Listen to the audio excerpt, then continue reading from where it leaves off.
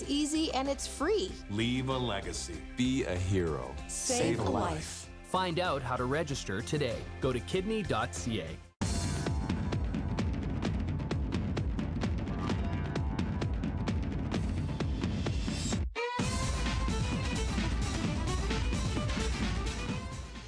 Hello, everybody. My name is Jason Piercey, and this is Out of the Fog. Says so right there.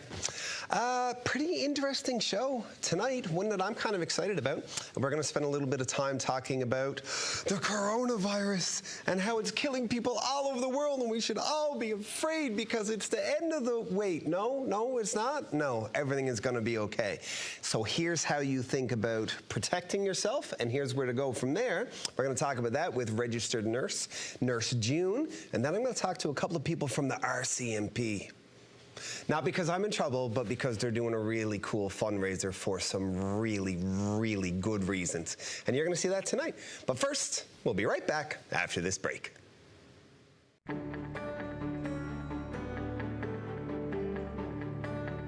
You're watching Rogers TV, St. John's. Let's go get it! Go get the stick! I am tired of this.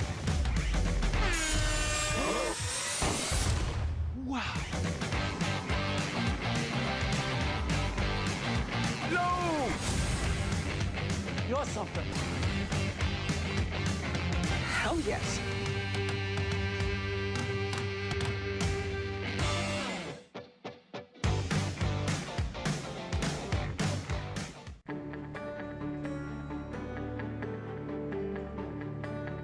You're watching Rogers TV, St. John's. Welcome back to Out of the Fog. Ladies and gentlemen, Nurse June. Hi. Hey, June. How you doing? I'm doing well, thank you. So, registered nurse, been at it for a while, entrepreneur, Catalyst Health Solutions. You provide nursing-related treatments to people in their own homes, and you travel around, you do blood collection and footwork and a whole bunch of other things. Footwork, yeah, I like that. Advanced on-demand healthcare. Advanced on, even you said that like you didn't believe it though. No, you were it's like, advanced on-demand. No, it is. Because it's not home care in the typical sense. It's very much that added layer of things that would normally have to happen in hospital, the advanced items, if you will. Yeah. I take that out of the hospital and back into people's homes or even places of work. So, that's a little bit of who you are and where you come from. You're also a little bit of an academic, and you recently wrote a blog talking about the coronavirus. Correct. And the title I found really charming. Just the play on words about like a heavy head from too much coronavirus, sort of. I thought that was funny, but I wanted to have a conversation and maybe dispel, I don't want to say dispel myths, but clarify for people what the coronavirus is, the risk it causes globally, sort of, because there have been quite a few lost lives, but there's themes around consistency on the demographic of person who is falling prey, and then maybe compare it to some of the other world health struggles that have been out there in the past. The coronavirus, the reason they call it a coronavirus is actually Latin word for crown. Okay. So heavy is the head that wears the crown, coronavirus. That's where that little... Oh, okay. And that's just based on the, when you look at a coronavirus under a microscope, it appears that it's wearing a crown. So it is wildly common. And it ranges in significance from the common cold that lasts like a 24-hour virus kind of a thing to critical illnesses like SARS and MERS and these sorts of things. And now this new COVID-19, which is having a very similar impact. They are actually calling it a SARS virus. So the condition is SARS, the virus is a coronavirus.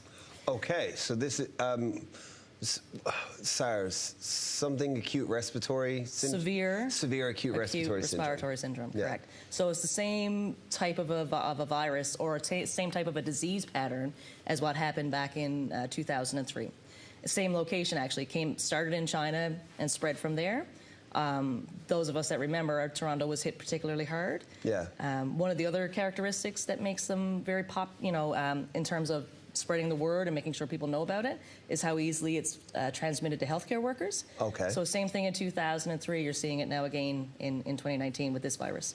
So, estimate of death toll, like globally, do we know?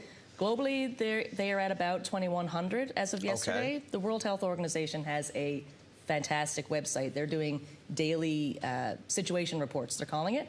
And what that means is that they're updating the number of new cases, updating the totals, what countries they're coming from, how many are actually related to a China source. They can actually trace it to a China source. Because there's different strains? Nope. No? So Same how strain. do they know? They know because they can test you for it. So Okay. very shortly after, it was December 31st actually, was when the Chinese officials, Happy New Year, rest of the world, says China. I'm kidding, that was kind of dark. But what happened was they had upwards of 40 plus cases of pneumonia that they couldn't figure out what the cause was. So that was enough for them to say, hey guys, we don't know what's going on here. There's pneumonias from an unknown origin. We've just given everybody the heads up kind of a thing. And from then, obviously, it blew from 44 cases. Now there's 75,000, nearly 76,000 global cases, the vast majority of which are in China. Okay. The vast majority. Okay. There's currently 8 cases in Canada. 7 of the 8 have been confirmed were people that were in China.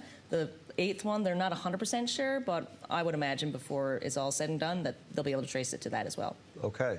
So, obviously it's important. Obviously it's severe. The World Health Organization labeled it like a, what's their term? Like It's a global health global health crisis? crisis. Yeah, Mhm. okay. Yeah. What constitutes a global health crisis? Well, it's one of the things that you've seen in the last 3 decades anyways, is the increase in international travel and how easy it is to go from place to place. And then viruses and other pathogens then have this really easy way to make their way around the world. Yeah. So that's what everybody kind of goes, okay, hang on a second, guys. We need to address this. The other challenge is that because it's a novel virus, the reason they call it novel, new, it's just a fancy word for new, is that we've never seen it before. And because we've never seen it before, we're not exactly sure how to handle it. Exactly right. So we need to start from scratch. We need to know how it's transmitted. We need to know where it came from. How quickly can we develop an immunization towards this thing? And what are some appropriate treatments? So much like a lot of viruses, there aren't great treatments, including seasonal influenza. We do have a couple of antivirals that they can throw at you, but it's got to be within the first day or 2 at the maximum. See, within the first day or 2 of having a flu, and I don't mean like a cold, I mean like a flu, which I think I've probably only actually had influenza once in my life, probably. Yeah. I definitely only had it once, and I can vividly remember it. And I was 16 years old at the time. I'm 40 now, and I can still remember it. It was awful. I was in my 30s, and I lost 15 pounds in a weekend. There you go. Yeah, It's very similar. I had abs. I looked fantastic. I bet. Yeah. It was not worth it. Worst weight loss plan ever. Ever, yeah. Okay, so we've sort of established a little bit what the coronavirus is, how it's related to a severe acute respiratory, you said. I like respiratory. I think we're going to vote. Which one do you think is better? But for us here locally, should we be feeling threatened? No. Honestly, unless you have been to China, and specifically this Wuhan province within China, your risk of getting it is wicked low. Very, very low. Having said that, there are folks that come to Newfoundland for the offshore industry, for the tech industry, who may have been in China at the time, but it's got about a 2-week period maximum. Incubation period? Incubation, yeah. So I'm exposed to you. Right. You've either contracted it or are currently carrying it. 2 weeks after that is when it would manifest? Is that what that means? Okay. Yeah, maximum. But within that 2 weeks, you could potentially spread it to other people. So that's where the thing is. Oh, okay. So you've got a blind spot of 2 weeks whereby... Potentially, yeah, exactly. But the screening procedures that were implemented, the fact that they realized how quickly it was becoming a serious virus and they acted on it, then everybody was on high alert. Yeah. So, the TSA was involved in terms of screening passengers, and different health authorities were given guidelines by WHO as to how to triage people, how to screen people for if they had been, like if they presented to emergency with a respiratory illness, then they could go through this triage screening tool to identify if they are at risk for the coronavirus itself. So everybody freaks out about something like the coronavirus or like bird flu or like H1N1 or whatever. Yeah. But nobody seems to care that much about the flu. Right. And the flu, influenza, is a virus. Sometimes it's a coronavirus. And they have annual immunizations, vaccination against the possibility of catching this deadly virus that, in fact, as I mentioned, the coronavirus has caused about 2,100 deaths right now. It'll obviously, the death toll is going to be higher than that, but it's on the downward slope. We're seeing less and less. So the death rate is slowing? Yes, as is the rate of confirmed cases. So we're getting ahead of this thing? 100%. As of about Valentine's Day, it looks as though everything is starting to slow down in terms of spread and also more positive cases. Excellent. Which is, it's great. Which means that the precautions that people are taking and the measures that health authorities are taking are working. That's the idea. But we can't say the same about the flu. No. Because unfortunately, there's still this thing about getting the flu vaccine every single year. The flu comes every year. We are in a northern climate. It loves us, and it is killing upwards of 3,500 Canadians annually versus so just 2,000. Canadians. Just Canadians. And 2,100 people in the world have died from coronavirus. One time. Correct. And 3,500 Canadians every year. Every single year. Die from the flu. Just Canadians. But don't get the vaccine because it'll give you autism or something stupid. All kinds of unfounded complications that... it's funny because there was actually something that came across my Facebook recently about, happy anniversary of that article that meant nothing to nobody, and just turns out those created this entire measles epidemic that's been happening. But that's a good point, actually. You talk about the different diseases and what vaccinations can do for you. Influenza viruses, mostly, coronavirus included right now, and the SARS virus, and your typical seasonal influenza, is transmitted by droplets. So that's to say that... Droplets? Droplets. So if I sneeze or cough, the virus can leave my face in moisture. In moisture. Yeah. But it's a droplet. It'll go about maximum 6 feet and hit the floor. But with measles, it's airborne. So it can just permeate a room and infect everybody. It doesn't matter how close you are to that person. Okay. About ready to wrap it up, I suppose, but I just had a thought. Is the reason that people don't take the flu as seriously as they should is part of that reason because we sort of accidentally use cold and flu interchangeably? I would definitely agree with that statement. You got sniffles? Yeah, but I got a bit of the flu. What a flu I got. No, you don't, actually, because you'd be in bed. Yeah, that's right. Okay. So the influenza is sudden onset within 12 hours or less. Fevers, severe fevers, headaches. Like whole body aches, every joint. I remember when I was 16 years old, how bad my scalp felt. It was as though my scalp and my hair hurt on my head. You know what I mean? That level of So when that's where you are, that's the flu. Stay away. Coughing, sneezing, sore throat, you probably got a cold. But also stay away. Fair enough. June, take your sick leave when you can. Yeah. June, thank you very much for coming out. Greatly appreciate it. I'm sure our viewers have learned something about what they're actually at risk for and not the sensationalization that you might see on CNN. So, ladies and gentlemen, we'll be right back with more Out of the Fog right after. All right, girls.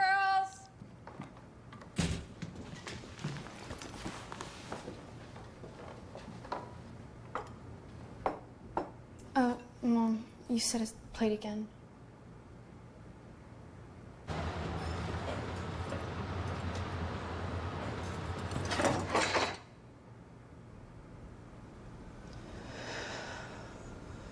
Workplace injuries hurt the most at home. I joined because I wanted to help others. To be a part of something bigger. To show my kids what's important. I joined to make my community stronger. To make a difference in someone's life. To acknowledge that our freedoms come at a cost. I joined to honor my mom. My grandpa. My neighbor. Everyone who served. Who are serving still. I joined I joined. I joined the Legion. After this. Welcome back to Out of the Fog. Now, something completely different, but something that I think is going to be really, really fun. Ladies, thank you for coming in. Nice hats. Thank you. We're happy to be here. We got the Klondike night background here, and we'll talk about that in a second. But first, let's introduce people. We have Glenda Power. Glenda, you are the Director of Strategic Communications with the RCMP here in Newfoundland and Labrador. Yes, I am. And Helen Escott, you're with the Veterans Association. Yes. So you're retired, well, I don't want to say retired from the RCMP, but you were a civilian employee. Is that how that works? Yes, I am retired from the RCMP. Yeah. I was a civilian member, yeah. Yeah. And now I'm on the Veterans Association and the Fallen Members Committee. That's right. And you both co-chair the Klondike Night Committee, I guess. Is that what we call that? Yeah. Okay. Can we have a little bit of history first on Klondike Night? Sure. So the RCMP Newfoundland and Labrador started Klondike Night more than 30 years ago and held it annually, and up to this point have raised $970,000 for charities throughout Newfoundland and Labrador. So that's the $1 Million Gold Rush theme. We want to hit the $1 million. So you're looking for that other 30 grand. We are. So over the last 5 years or so, there was a bit of a hiatus with the RCMP hosting Klondike Night, but it's back now. Amazing. Bigger than ever. We're going to host it on March 27th at headquarters in White Hills, and people can get their admission tickets just by Googling RCMP Klondike tickets. Easy as that. Perfect. And so Klondike Night supports a bunch of different charities. Yes. Correct? Can you elaborate a little bit on that for me? Yeah, over the years, there's been dozens of charities that we have funded. And this year, there's 3 charities. It's the CLB Cadets, it's VOCM Cares and their list of charities, and the Fallen Members Fund Memory Garden, which will be built at headquarters at 100 White Hills Road. So can you elaborate a little bit on what the Memory Garden will be? Yeah, so the Memory Garden is going to be built facing the city of St. John's on the back of the RCMP headquarters. It's going to be a concrete slab, and in the middle there's going to be a dedication to our 2 members who were killed here on duty, Constable Amy and Constable Hoey. And then around it is going to be bricks, and in the bricks will be engraved the names of all employees of the RCMP who have passed away. So those are police officers, those are civilian members, those are public service members. Doesn't matter how long you served or where you served. So if your grandmother was a secretary up in Goose Bay back in the 60s and she's passed away, then she gets a brick there. Your grandfather died by suicide, he gets a brick there. And I've had 7 coworkers who have died by suicide, and their families have nowhere to go to see their names. So this memorial will have all their names there, and every year there'll be a service where we'll invite all the families and friends and employees to come over, and we'll have a big service there to recognize it. But the garden will be open to all employees or family members who want to come by just to show someone the brick. Drop by anytime and see this garden. It's going to be a wonderful place. It's also going to be funded through fundraising and donations. And, of course, Klondike Night, we're hoping to raise a lot of money to get our garden started this May. And it's going to be a beautiful place. There's also going to be a bench there. It's going to be 4 benches there in a lighted area. But there's also going to be a mental health bench there. So if somebody is sitting on that bench, it means they want to talk to somebody.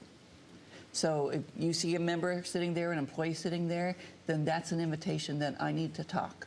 Yeah, I like that. I really like that. Yeah. I mean, you guys might not know because we met 15 minutes ago, but the audience here at Out of the Fog knows I spent a lot of time talking about mental health. I'm a big mental health advocate, and I have friends of mine who have served in the military or with the RCMP or the RNC who suffer from post-traumatic stress disorder and or related conditions, and find it frustrating because it's like they train you, the RCMP trains you to be a superhuman. Yeah. Like, they're training, even from a police force comparatively across the rest of the globe, we're very highly trained police officers. But they don't necessarily untrain you. No, they never untrain you, right? And that is an issue. Same with the military, it is an issue. And you carry it forever. And the things you see, you can't unsee. Exactly. And not just police officers. You know, we have public servants who, are public servants who work out in detachments. They also see that stuff. You civilian members who work in, communications in our OCC, our communications center that answers to 911 calls, they have suicide calls nightly. They have all this stuff nightly. And you don't need to go to war to have PTSD. No, and you don't unhear it because you got off work. You don't unhear it, and you don't unsee it. And it stays with you. You can't go through a career in policing and not have some level of PTSD at the end. Can I just add about the garden? If there are people out there listening now and thinking, wow, I have someone who served, I was going to ask you, and I'd love to have a brick in their name. If they just go on the RCMP website or Google RCMP Memory Garden, that'll have all the details as well as an email address to make contact with us to make it happen. Okay, so a current employee with the RCMP, in your capacity as the Director of Strategic Communications, I feel like what's happening to support these things that hadn't been recognized as to the same degree previously, do you get a vibe like around the office of its reception? It's interesting because we just had a strategic planning day with representatives from different units, divisions, and so on. And when we talked about mental health and the culture in RCMP and discussed how have we moved, what's happening, what are you hearing, and what we heard from the heads of units was, my people are now able to sit while we're having a break and saying, going to see the head doctor tomorrow, or I think I need to talk to someone. And it's seen, and starting to be seen as a part of your overall health. That's amazing, and isn't it? If we can normalize the ability to just sit and chat about your mental health, well, that goes a long way to working well and looking after the health of not just our police officers, but all employees. I remember I was hosting a talent show for Channel. It's a mental health organization here locally, and Dr. John Hagee, the health minister, who came and he spoke, and he said, a lot of people, because he's getting a little bit older now, he's a charming fellow, but he is getting older, he said, I can remember when people were afraid to say that they had cancer. And cancer was a bad word. You couldn't talk about it. There was shame, like there was a stigma attached, like, can I be around this person because they have cancer? And he said the diagnosis rate and the survival rate and all of these things got so much better with cancer when people started to talk about it without there being a stigma attached. And he sort of extrapolated. He was like, if we can do the same thing with mental illness, this is what we foresee happening. So this is such, especially in a career where like you're tough. And I remember when I first started with the RCMP back in '96, they, to say something like, I have PTSD or I can't handle it, I'm having a hard time. You were basically saying, I'm not cut out for this job. And it was just unheard of. And even after events, we'd have debriefings. And we wouldn't include the public servants. It would just be police officers or civilian members. And by the end of it, by the time I retired, I remember we have a full-time nurse in the RCMP and health services.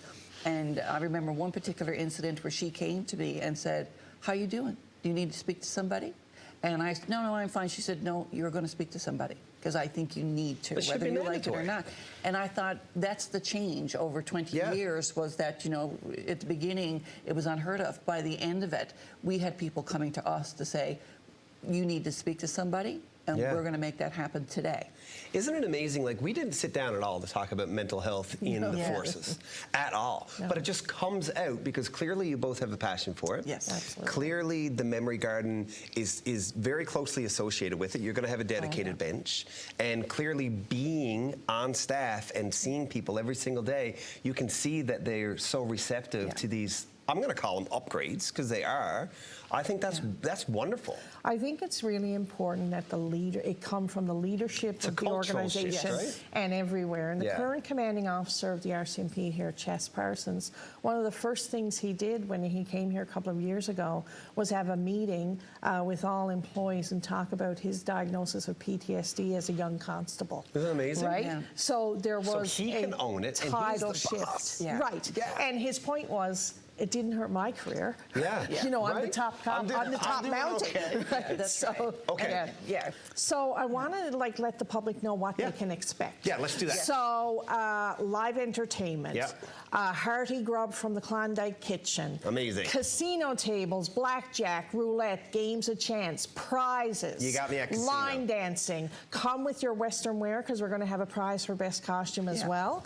And what could be more safe than RCMP headquarters to have fun? Exactly. Right? There's a silent auction. There's a huge silent auction. Right. The Klondike kitchen has two prices, $5 and $10 for different. It's a buffet meal. It's going to be moose and caribou and steelhead trout. And I think we're already sold, ladies. I think so. I think everybody watching is going to be there. I can't wait for it. Two things, though. Definitely don't drink and drive, for one, because it's stupid, and also you'll be leaving the cop shop, so you'll definitely get caught. Absolutely. Thank you very much for coming out, and we will be right back after this break. Thank you. Call the Rogers TV viewer response line, email us, or connect with us on social media.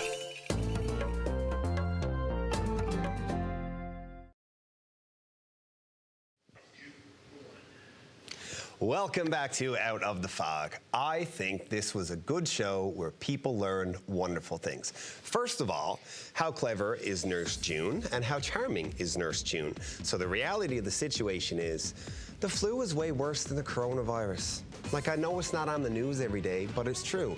So if you look after yourself and your family here locally, and you use the right words when you're talking about how you're not feeling well, and you actually recognize the difference between the flu and a common cold or some allergies maybe, that's what it's like for me, then everything will be fine. And Klondike night. I am so down for this. I have personal friends who have been in situations where, because of work that they've done, they've got a post-traumatic stress disorder, and they're concerned about their health, and they're concerned about their friends and their families. And well, I just think that what these ladies are doing through the Veterans Association and through their strategic communication positions, I'm really, really proud to be a Newfoundlander after some of the stuff that we talked about today. On March the 27th, you should be there. I'm a go, and I don't got a date, so give us a call. Call the Rogers TV viewer response line.